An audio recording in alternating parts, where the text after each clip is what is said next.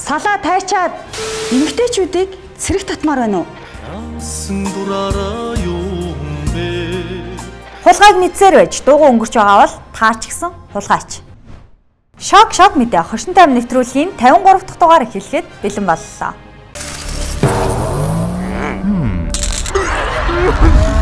Намын сүлжээ их дэлгүүр угаасаа 200 мянган үнэтэй байсан бараага 200 мянга болгон эрс хэмдруулж навс буулгасан гих залмих нь илчлэгдлээ. Хар баасан гаргаар 200 мянган үнэтэй эдийг 250 мянга байсныг нь 200 мянга болгож үнийн хэмдрэл зарласан хар баримт нь илрээд хачин мэдэгдэл гаргалаа. Хар баасан гаргаар үйлчлүүлэгчт нь сэтгэл дүүрэн байгааг хараад маш таатай байдаг юм. Хямдраагүйч гэсэн хямдарсан мэт залхинд нь хууртагдсан иргэн сэтгэлэн дүүрээд номингийнхэн түүнийг нь хараад ханшгүй таатай амтлаа баршгүй таашаалтай үйл явдал юм байна. Номин дэлгүүрийнхэн хэрэглэгч үйлчлүүлэгчтэй санаатаагаар хохирох үйлдэл болон үйлчилгээ үйлдээгүй гэж модон үгтэй мохоо бодолтой монгол хэлийг хорлсон мэдэгдэл гаргажээ.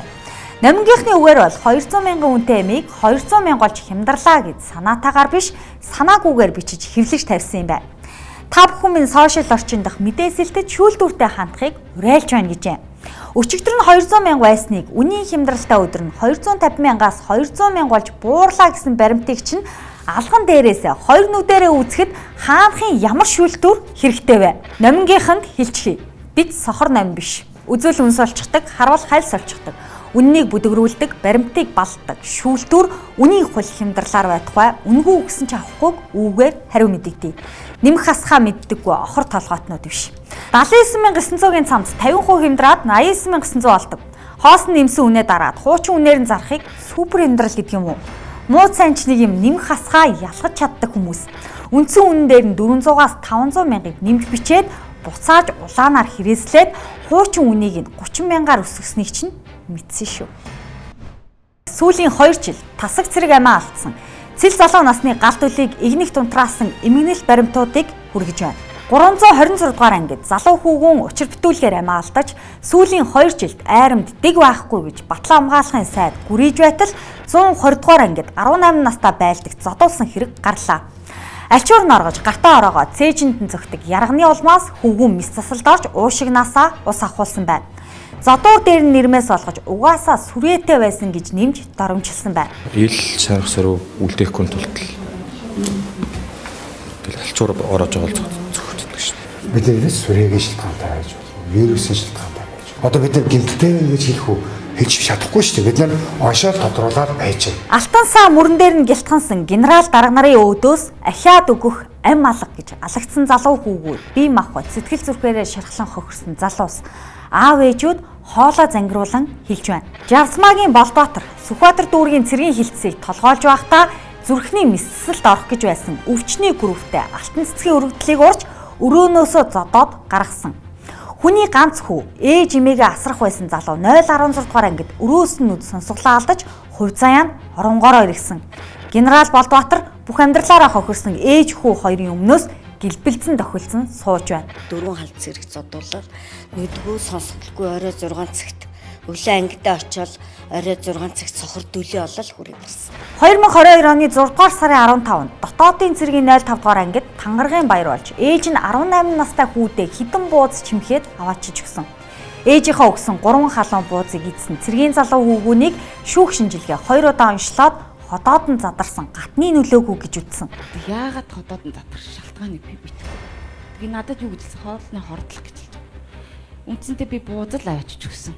Тэрнээс ээж хоол хідэж болохгүй гэсэн. 3 бууз идчихээ ээжээ. Тэгэл эзээ өөр юу ч идэхгүй шүү. 3 буузан задардаг залуу монгол хүүгүүний бүхэл 80 гарсан монгол эмээч байхгүй.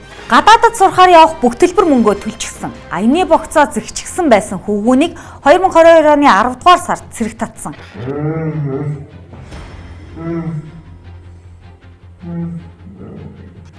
Хевлигээрээ дүүр унстай уруулан сэтэрчихсэн хүүгүүн мис засалд орж байхад нь ангийн эмчин арьсан хамгаалж гадны нөлөө байхгүй үсттэй гомдлгүй гэж бичээд өг гэж ээжийг нь шахаж говшиж өстөл зайвш лай болж байсан байна. 167 дугаар ангийн ахлагч Мегмар наран зодсон гэдгийг ээжинд хэлж байна. Гадны нөлөө байхгүй үсттэй. Гадны нөлөө байхгүй үсттэй.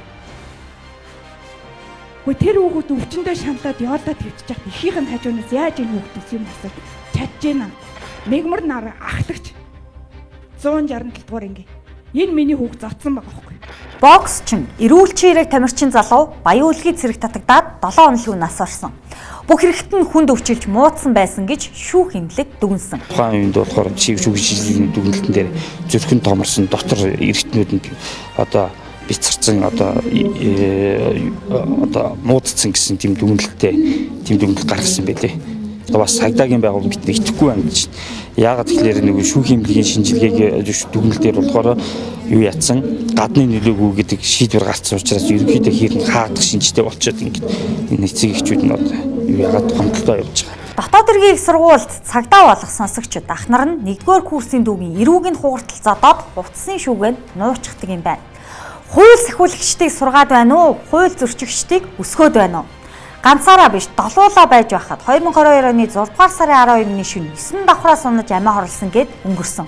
Өндрөөс унахаасаа өмнө амьд байсан уу, үхсэн байсан уу? Энийг тогтоогоод өгөөч гэд хүсэлтийг би 7 сард өгсөн. Одоо болт байхгүй. Амиа хорлсон байлаа гэхэд ийм үйлдэлд хүргэсэн учир шалтгаан нь юу вэ? Хүүгийнхээ цогцыг аваад хөдөөдөө буцсан ээж рүү сургуулаас нэг дарга захирал, нэг багш уцдах хүний ёс, хүн чанар олдоогүй. Үнэхээр энэ сургуульд юу болоод байгаа? Энэ сургууль зөндөө олон аавын хүүхдүүд, ээжийн охтууд сурж байгаа. Ингээд би хайрын сайхан хүүхдээ 20 настай би хүүхдээ ингээд авч ээжээ би эх орны хүү боллоо шүү дээ. Ийм ажилтаа хүн боллоо гэд хөөрөөд дүүлээд явж ирсэн үрмэн ингээд өнөөдөр байхгүй тэнгэр талцсан. 2019 оны 9-р сарын 2-наас 3 жилжих шөнө Ууган Баяр гэдэг залуу Хилийн цэргийн 6 дугаар заставын орлогч дарга Ахмад Төрвол харуулын дарга Сони Эрдэнаар бүлэглэн зодсон. Цэрэг бүсний төмөр арал гартаа атгаад эрүүг нь 2 хугалсан. 3 дахь далаагт нь ам гуйсан. 3 дахь гэсэн би яагаад би энэ задуучч гэж байсан. Ангийн эмч Ахмад Лавг цэцэг эрүүгээ хугартал зодуулсан Ууган Баярыг хувцсгүй нүцгэн явуулж тариа хийж ухаан алдуулаад ар герт нь морино сунсан гэж худал хэлээд шарадны эмнэлэгт 3 сар хэвтүүл зодсон дээр нь зодож хэлсээр сэтгцэн эмнэлэгт бүтэн 3 сар хорьсон. Хайшрал тариа хийгээд нэг мэдсэн би амгалан дээрс ирсэн. Надаа юу ч хийв. Намайг шууд сэтгцэн эмнэлэгт байгаа байсан. Би зүгээр сэтгцэн үстэй. 3 сар хийсэн. Мафта Орос кинонд гардаг адал балмад явдал Монголд бодиттой болдог зүйл юм байна. 10 жил 44 цэрэг амь хохирч 126 цэрэг гэмтэж өртсөн. 1945 оны чөлөөлөх дайны хохирлтой ойролцоо байна. Салаагаараа ротоороо дарийн утаа ханхалсан дайны талбарт биш эсгэрэх сум тесрэх бөмбөггүй хийх цагт эх орны хөвгүүд алтан амиа алдсаар байх уу? Илжирч ялцсан нуран унаж халах ёстой хуучин системийн хохирогсод нь алтан амь бүлээн сус. Эмэгтэйчүүдийг цэрэг татмаар байна уу? Намайг цэрэг татчих юм бол хүүхдүүдийн маань асууд сургалж байгаарэ. Намайг эргэж ирэхдээ яг 2 буу завчраарэ. 3-ыг ижчихвэл ходоод нь задарсан гэд уншилчихдаг юм байлээ.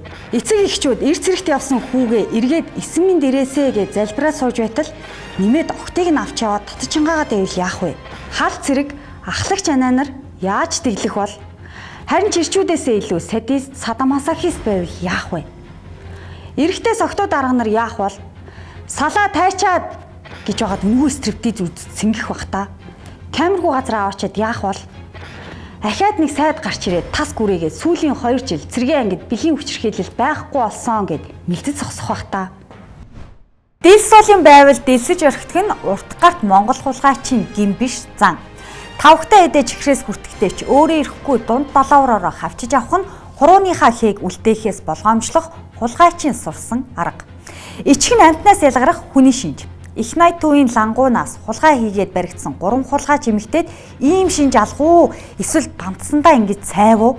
Охин гимээр шахуу цэл залуухан бүсгүй угаасаа хулгай ичгсэн юм чи юундаа ичих вэ гэж ичгүүртэйгээр ичээгүй дүр эсгэв. Үгүй байхгүй.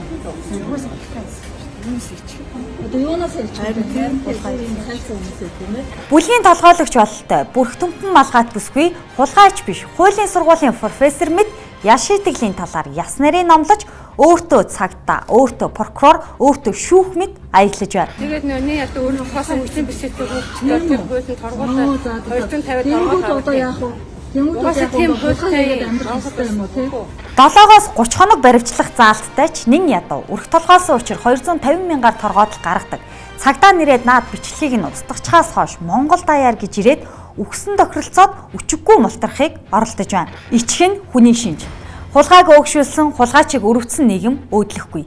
Бас их багч өмхий. Өрөм хулгайсан, хусмыг дэлсэн ч хулгайлбал хулгай. Эдэн шиг болохгүй юм шүү гэж их гарын хулгайч нарыг илчлэн шоолдог, шүүн дэнслэхийг шаарддаг. Ишиг хургал хусуулсан юм зайлуул. Өрх толгоолсон хүн өөдгөө мууг өдүүлж болно гэж өрөвдөн өөгшүүлэх аваас өнөөдрөө ирээдүйтэй нэг мөсөн хулгай талтна.